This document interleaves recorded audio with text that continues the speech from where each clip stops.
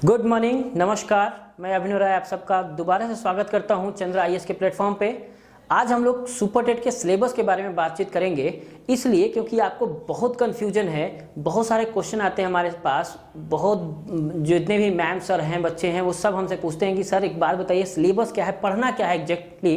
तो उनको समझ में कम आ रहा है, तो मैं वो सिलेबस बताने वाला हूँ आज जो मैं पढ़ाऊँगा। ओके, आपको प्रिपेयर कराऊँगा 35 नंबर से। ठीक है, तो ये 35 नंबर के लिए आपको क्या क्या पढ़ना पड़ेगा। देखिए, हमारे पढ़ाने का मकसद ये है कि आप सिलेक्शन पाओ। क्या पाओ? सिलेक्शन पाओ। बहुत मोटी मोटी किताबें पढ़ लेना, बहुत ज़्यादा पढ़ाई कर लेना, उससे सिलेक्शन नहीं होता। हमें सिलेक्शन करना है बिल्कुल घोड़े वाली रणनीति से। उतने पढ़ने हैं जितना से हमें नंबर निकालना है और नंबर पाना है। ओके, तो हमें इतना ही पढ़ने की कोशिश करनी है कि हमें ज़्यादा से ज़्यादा जानकारी हो और हम क्या कर पाएँ, एग्ज़ाम क्रैक पर कर पाए और नौकरी पाले। तो हमें इतना ही पढ़ना है और इतना ही जानना है। तो आइए हम लोग बात करते हैं कि सिलेबस में है क्या, क्या क्या पढ़ेंगे हम लोग। वन बाय वन एक एक बार देखते हैं। तो सबसे पहले हम लोग देखते हैं क्या, बाल मनोविज्ञान। क्या है? बाल मनोविज्ञान, जिसे सीडीपी आप लोग करते हो, ठीक है ना, चाइल्ड डेवलपमेंट। तो हम कहते हैं बाल मनोविज्ञान में क्या है, क्या क्या बाल मनोविज्ञान में है। पहला है व्यक्तिगत विभिन्नता। क्या है?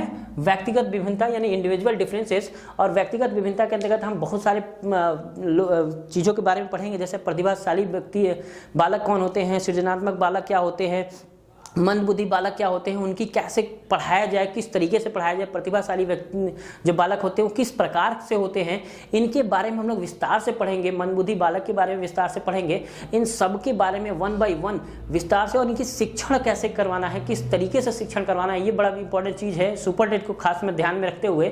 हालांकि ये जो कोर्सेज हैं वो यूपी टेट के लिए भी है और सी टेट के लिए भी हैं, तो ये मैं बता दूंगा अभी।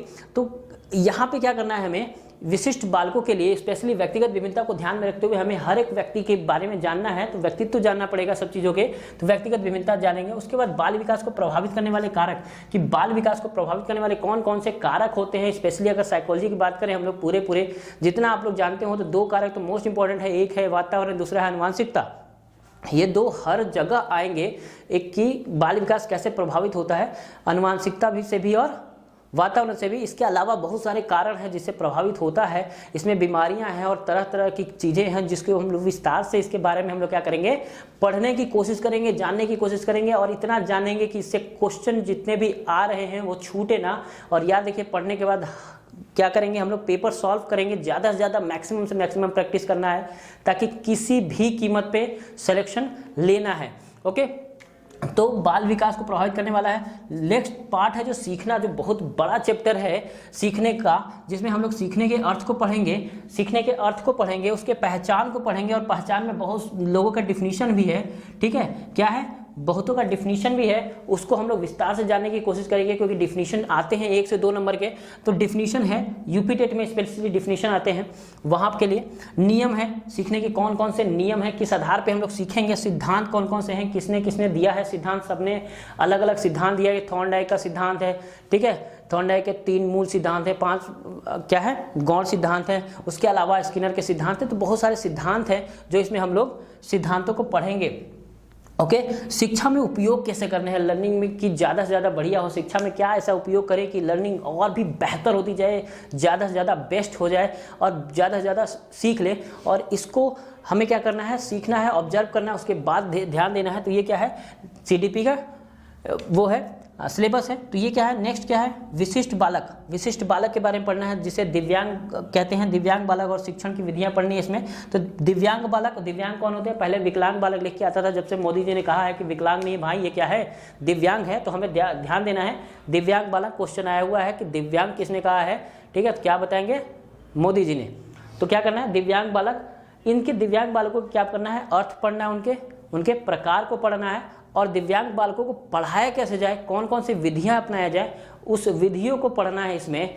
ठीक है, विशिष्ट बालकों के विधियां क्या करना है, विशिष्ट बालकों को कैसे विधियां से पढ़ाया जाए, यानी दिव्यांग बालक हैं तो उनको कैसे पढ़ाया जाए, प्रतिभाशाली बालक हैं उनको कैसे पढ़ाया जाए, मंदबुद्धि बालक हैं उनको कैसे पढ़ाया जाए। तो ये पढ़ना है। और ये याद रखिए, ये इसको भी ध्यान में रखते हुए पढ़ना है, व्यक्तिगत विभिन्नता को ध्यान में रखते हुए पढ़ना है। क्योंकि व्यक्तिगत विभिन्नता में भी हम चीज़ों को इसी तरह से डिफाइन करेंगे, व्यक्तिगत विभिन्न कैसे कैसे, कौन कौन व्यक्तिगत विभिन्न है। ठीक है, हम सब एक दूसरे से क्या है, भिन्न है, सभी के सभी क्या है, भिन्न है। दो व्यक्ति एक जैसे कभी नहीं हो सकते। गाल्टन ने कहा था ना कि दो व्यक्ति जो है वो एक जैसे कभी नहीं हो सकते, चाहे वो जुड़वा ही क्यों ना हो। तो व्यक्तिगत विभिन्नता तो डिसाइड है, रहना है, रखता भी है। तो हम उसके आधार पे चीज़ों को पढ़ेंगे। तो ये क्या था, ये CDP के है, बाल मनोविज्ञान के ओके सिलेबस था। दूसरा देखते हैं हम लोग जीवन कौशल। जीवन कौशल का क्या सिलेबस है, क्योंकि सबसे ज़्यादा टेंशन इसी के साथ है जीवन कौशल और शिक्षण कौशल में कि भाई पढ़ना क्या है, क्योंकि नया तरीका है, नया सब्जेक्ट की तरह से आया है। बहुतों को नहीं पता कि शिक्षण जो जीवन कौशल उसमें पढ़ना क्या है हम लोग को। तो जीवन कौशल में क्या पढ़ना है, पहला पढ़ना है प्रबंधन एवं समृद्धियाँ। क्या है, प्रबंधन एवं समृद्धियाँ, यानी मैनेजमेंट एंड एप्टीट्यूड। ठीक है, क्या करना है, मैनेजमेंट एंड एप्टीट्यूड, कि भाई क्या मैनेज करे, कैसे मैनेज करे, क्या एटीट्यूड लगाए, क्या एप्टीट्यूड लगाए कि हम ज़्यादा से ज़्यादा क्या कर पाए, सीखे, सिखाएं। ठीक है, यानी जीवन कौशल। याद रखिए जीवन कौशल बड़ा इंपॉर्टेंट चीज़ है। हम अपने जीवन को किस कौशल के तहत रखते हैं, ये भी एक जीवन कौशल है। बहुतों को बाद में पढ़ाया जाता है, जैसे आप IAS PCS बन गए तो उसके बाद जब आप ट्रेनिंग में जाते हो तब जीवन कौशल पढ़ते हो एडमिनिस्ट्रेटिव लेवल के।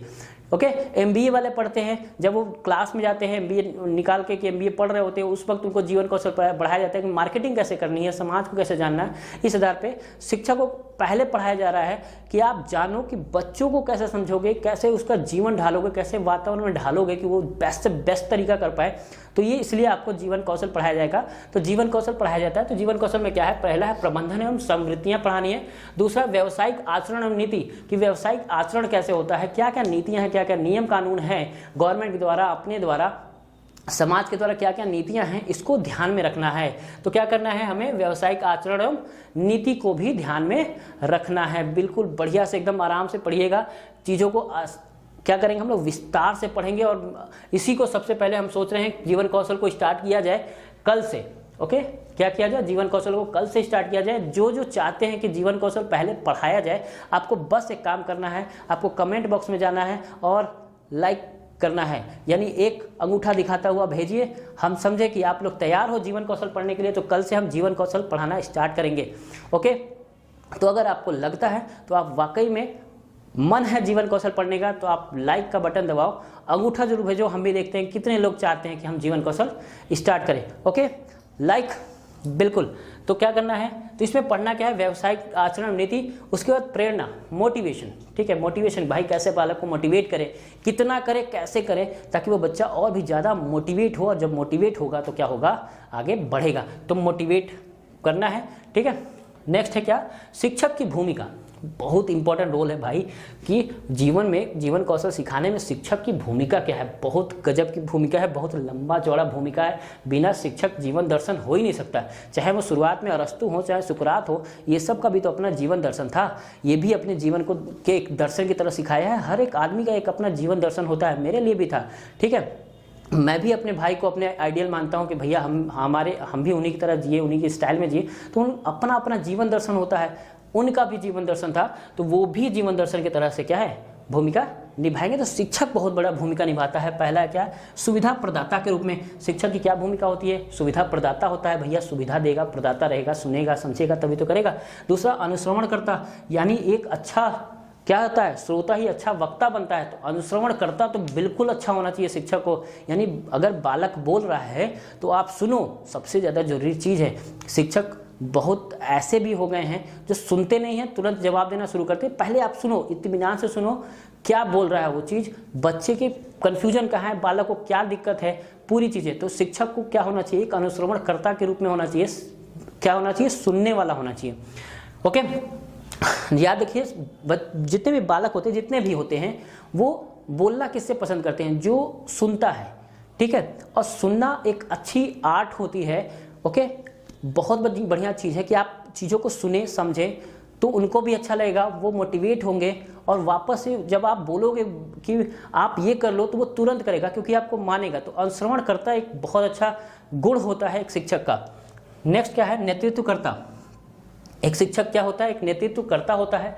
नेतृत्व करेगा, किस तरीके से करना है, क्या काम करना है, कैसे करना है, ये जीवन कौशल है। आपको सिर्फ यहीं पे काम नहीं आएगा। जीवन कौशल हमारा मानना है कि आप जीवन कौशल हर जगह अगर इस सब चीज़ों को अपना लें तो आप लाइफ में बेस्ट बन सकते हो, आप लाइफ में बहुत आगे जा सकते हो। जीवन कौशल जान के बहुत ही बेहतरीन है, बहुत ही बेहतरीन सिलेबस है, बहुत बेहतरीन कॉन्सेप्ट है जीवन कौशल का। तो आपको क्या करना है, नेतृत्वकर्ता के रूप में आप बताएंगे कौन कौन से कौशल होते हैं, नेतृत्वकर्ता के क्या क्या होना चाहिए, कौन कौन से गुण होना चाहिए एक नेतृत्वकर्ता में कि आपको बेस्ट ऑफ बेस्ट बोला जाए। नेक्स्ट क्या है, मार्गदर्शक। एक मार्गदर्शक, भाई बात सही है, शिक्षा का काम बहुत बड़ा है कि वो मार्गदर्शक बन सके। बहुत बच्चे ऐसे आते हैं जो कंफ्यूज होकर आते हैं, टेंशन में आते हैं, घर वाले कुछ और बोल रहे होते हैं, बाहर वाले कुछ और बोल रहे होते हैं, दोस्त कुछ और बोल रहे होते हैं, तो वो कंफ्यूजन में रहते हैं। तो एक मार्गदर्शक के रूप में काम करना चाहिए इनको कि क्या बताएं बच्चों को, क्या उनके लिए बेस्ट हो। तो एक मार्गदर्शक का काम करना है उनको। तो ये भी बताएंगे हम आपको कि मार्गदर्शक कैसे होने चाहिए, शिक्षक के क्या कला है मार्गदर्शक करने का।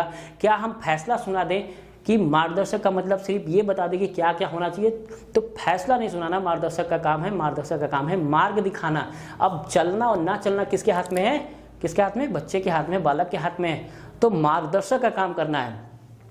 नेक्स्ट है परामर्शदाता, है ना। परामर्शदाता, ये सब आप जान ही रहे हो कि परामर्शदाता का गुण क्या होता है, क्या परामर्श देता है शिक्षक, कैसे देता है, किसको देता है परामर्श।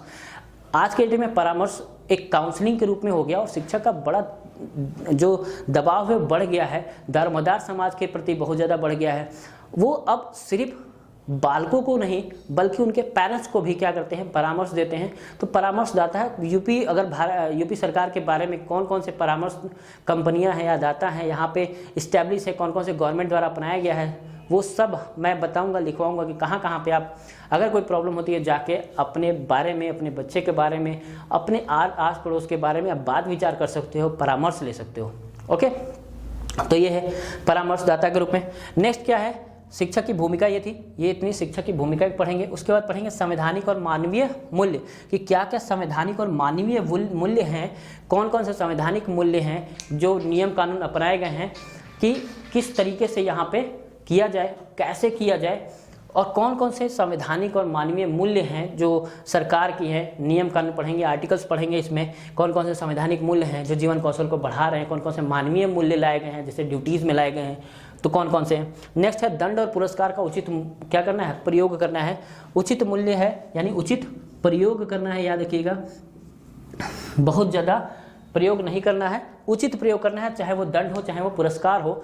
दंड भी क्या होता है, कभी कभी रोकने का काम करता है, तो ऐसा नहीं कि बहुत ज़्यादा कर दें, हमने क्या करना है, हर चीज़ को कंट्रोल फॉर्म में करना है, चाहे वो दंड हो या पुरस्कार हो, कंट्रोल प्रयोग करना है। ऐसा नहीं किसी को पुरस्कार देते जा रहे तो उससे क्या होगा, वो ईगोनिस्ट हो जाएगा। क्या हो जाएगा, ईगोनिस्ट हो जाएगा। तो हमें क्या करना है, प्रयोग को ध्यान से समझ के रखना है। ओके, नेक्स्ट है शिक्षण कौशल। क्या है, शिक्षण कौशल। अब शिक्षण कौशल में क्या करने हैं, शिक्षण, ठीक है। अब शिक्षण का क्या है अर्थ, ठीक है। शिक्षण कौशल में सबसे पहले शिक्षण पढ़ेंगे, शिक्षण की डिफिनीशन पढ़ेंगे। तो शिक्षण का क्या है, अर्थ है, अर्थ है, कौन कौन से अर्थ हैं, क्या क्या है, कैसे कैसे है।